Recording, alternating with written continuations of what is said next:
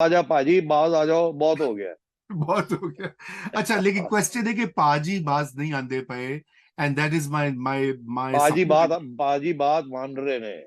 अच्छा। पाजी इज, हाँ, let me not tell you पाजी की करते पे। हाँ हाँ। पाजी नु समझ आ गई है कि गड़बड़ हो रही है। हम्म। पाजी ने बड़ी कोशिश की थी शहबाज गिल वाली, उन्होंने आखिरी पत्ता सी ਇਹ राइट। ਉਹਨਾਂ ਦੀ ਜਿਸੇ ਕਹਿੰਦੇ ਨਾ ਡੈਸਪਰੇਟ ਸਟ੍ਰੈਟਜੀ ਸੀ ਕਿ ਮੈਂ ਕਿਸੇ ਤਰੀਕੇ ਦੇ ਨਾਲ ਇਹ ਸੁੱਟ ਕੇ ਤੇ ਹੋਰ ਇੱਕ ਕਨਫਿਊਜ਼ਨ ਕ੍ਰੀਏਟ ਕਰ ਦਿਆਂ, ਬਾਜਵਾ ਸਾਹਿਬ ਦੇ ਖਿਲਾਫ बगावत करा दिया। और बगावत का मतलब नहीं कि जी आर्म रिवोल्ट, उसके अपने साथी इधर उधर हो जाए, वो कहे बस करो सर जी, छोड़ो जी, एक अकोमोडेट करो जी, ये कर दो जी, ये। इसका ये ख्याल था कि this is be the final, मगर वो उल्टा हो गया। अब वो उन्होंने सारी फौज को अपने खिलाफ कर दिया on this issue. That doesn't mean कि सपोर्ट बेस तो उनका है, वोटिंग तो वो भी जाके इनके लोग उनके नहीं करेंगे। मगर दिस यार है नहीं, दिस इज नॉट ऑन। दूसरा ये कि ये पैगाम अब सबको मिल गया है कि पॉलिटिकल स्टेबिलिटी नहीं होगी तो इकोनॉमिक रिवाइवल नहीं होगी, इकोनॉमिक रिवाइवल नहीं होगी तो डिफॉल्ट होगी, डिफॉल्ट हो हम्म। जाएगी तो सिविल वॉर क्या, यहाँ तो सर आखिरी सब कुछ ही फारग हो जाएगा। करेक्ट। आ, और लोग फॉरेन पावर्स आ जाएंगे आपके न्यूक्स को टेक आउट करने के लिए, ये करने के लिए, वो करने के लिए।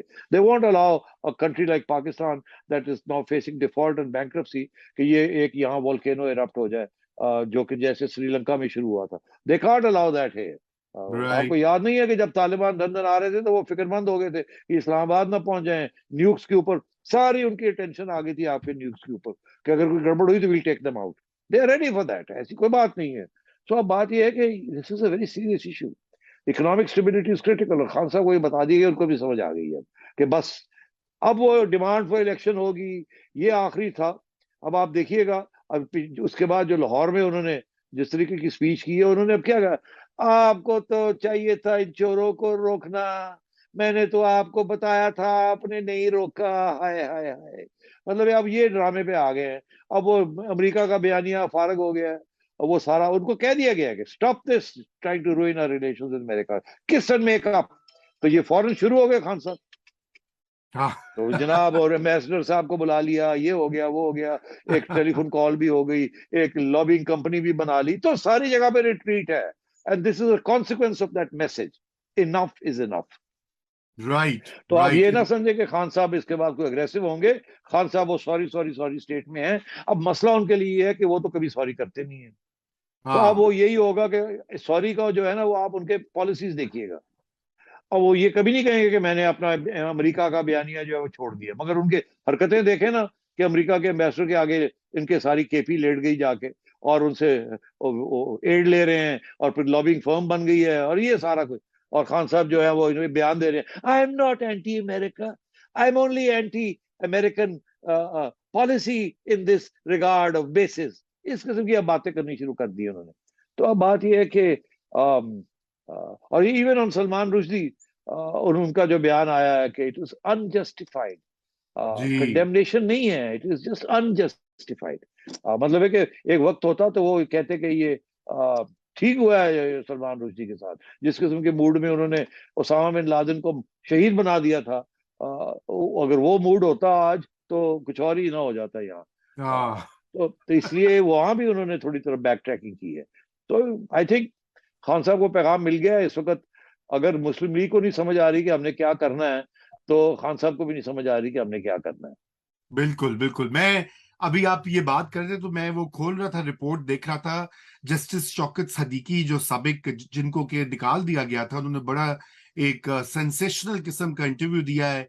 और उस इंटरव्यू में उन्होंने बहुत सारी बातें जो हैं उनसे पर्दा उठाया। कुछ तो हमें पता थी पहले, कुछ वो डिटेल में चले गए हैं कि किस तरह से उनको कोर्स किया गया, किस तरह से उनको मजबूर किया गया नवाज शरीफ और उनकी बेटी के खिलाफ फैसलों पर। और उन्होंने साबिक दो चीफ जस्टिस जो हैं सुप्रीम कोर्ट के, उनको भी उसमें कहा कि जी उनके प्रेशर जो है उसकी वजह से ये किया गया। उन्होंने एजेंसीज का भी जिक्र किया कि how they were interfering in the judicial process allegedly. ये उनकी एलिगेशन है ऑफ कोर्स। लेकिन सेठी साहब, मैं ये आपसे जानना चाहता हूँ, अभी हम आपने पहले हाफ में हमने यही बात की है कि हालात जो हैं, पॉलिसी बदली है विद एस्टैब्लिशमेंट की न्यूट्रलिटी, उनकी चेंज्ड आउटलुक। तो क्या ये भी बदलेगा? ये जुडिशल जो प्रोसेस की इंजीनियरिंग है, पॉलिटिकल इंजीनियरिंग है थ्रू कोर्ट्स, इसमें कोई चेंज आने वाला है, या ये सिर्फ पेंडुलम इधर से उधर होगा? नहीं, कोई चेंज नहीं आने वाला एक्चुअली। ये तो नेशनल सिक्योरिटी एस्टैब्लिशमेंट ने फैसला कर लिया हुआ है कि हमने डायरेक्ट इंटरवेंशंस नहीं करनी, और जब भी हम इनडायरेक्ट इंटरवेंशंस करेंगे तो ये जिस किस्म के सियासतदान है और जो मीडिया है, तो ये किसी न किसी स्टेज पे तो हमारी इंटरवेंशंस को चैलेंज करेंगे, because these are soft interventions, और ये अदालतों में जाएगा। इसलिए we need to have a grip over the judiciary. और उन्होंने जैसे पुराने जमाने में वो फाइलें खोल लेते थे पॉलिटिशियंस के ऊपर, अब फाइलें जजेस के ऊपर खुल गई हैं, और they are not going to let the judiciary. अच्छा, जुडिशरी का मसला ये है कि हम कहते थे judiciary is a handmaiden of the executive. Executive से हमारा मुराद हमेशा यही होता था कि जो गवर्नमेंट आती है वो बड़ा टाइट करके रखती है जी जुडिशरी को। तो बिल्कुल। जुडिशरी ने गवर्नमेंट को तो वहां से तो आजादी हासिल कर ली, मगर जब वहां से आजादी हासिल की, उस वक्त गवर्नमेंट जो थी वो एस्टैब्लिशमेंट के कंट्रोल में होती थी। जुडिशरी जो थी उसके आना जाना जो था, अपॉइंटमेंट्स वगैरह, वो सारी गवर्नमेंट करती थी, तो एक इनडायरेक्ट किस्म का तो कंट्रोल तो था। अब वो क्योंकि वो आफ्टर द 19th अमेंडमेंट वो जुडिशरी इंडिपेंडेंट हो गई, उन्होंने कहा जी अब कोई इशू ही कोई नहीं, which is why by the way वो उन्होंने कहा जी अब कोई पार्लियामेंट्री ओवरसाइट नहीं है, हम खुद ही हैं, हम हैं जब, तो फिर कोई हमारा हमें इंटरफेयर ना करे। तो वो जुडिशरी जो थी उसने इट बिकेम जेन्युइनली, उसमें थोड़ी सी वो इंडिपेंडेंट स्पिरिट आ गई। मगर उसके अंदर इंडिपेंडेंट स्पिरिट के अंदर तो जब देखा एस्टेब्लिशमेंट ने कि ओ हो, तो फिर मेरा ख्याल है they started working on critical area inputs with the judiciary. और मुझे कोई शक नहीं है कि साकिब निसार साहब and others were subjected to this. और जज साहब ने, सिद्दीकी साहब ने जो बात की, इन्होंने तो एक्चुअली एक प्लेटफॉर्म में खड़े होके, एक लॉयर्स वे प्लेटफॉर्म पे ये सारी बातें कही थी पहले, जी कि how various generals interfered and told him what judgments to give and so on and so forth. और इसी वजह से उनको निकाल दिया गया फ्रॉम द सुप्रीम कोर्ट, बिल्कुल बिकॉज बिल्कुल। उन्होंने ऐसी बातें की थी, वो कर रहे थे और रुकावटें क्रिएट कर रहे थे in the advice that was given to him, he was not following that advice. Hmm. Siddiqui साहब के बारे में बस जाते जाते ये मैं कह दूं कि मेरा ख्याल है कि शायद एक वक्त था कि वो एडवाइस फॉलो करते थे, और फिर वो वक्त आया कि उन्होंने सोचा कि नहीं, मैं नहीं एडवाइस फॉलो करता। तो ये बाय द वे ये सबके साथ ही हुआ है ऐसे। खान साहब भी एडवाइस फॉलो करते थे, फिर सोचा कि नहीं करते। नवाज शरीफ हाँ साहब भी एडवाइस फॉलो करते थे, सोचा नहीं करते। भुट्टो साहब भी एडवाइस जब नहीं फॉलो की तो क्या हुआ। तो ये बहुत से लोग ऐसे हैं जो कि एडवाइस फॉलो करते थे और जब नहीं की तो फिर उनको फारग कर दिया गया। तो मेरा ख्याल है कि ये आहिस्ता आहिस्ता ज्यादा से ज्यादा लोग बाहर निकलेंगे जो कहेंगे जी बहुत हो गया, एडवाइस नहीं फॉलो करते। और अभी आपने देखा मीडिया के अंदर कितने बहादुर सोशल मीडिया एक्टिविस्ट्स हैं, not belonging to the PTI और द मुस्लिम लीग नून।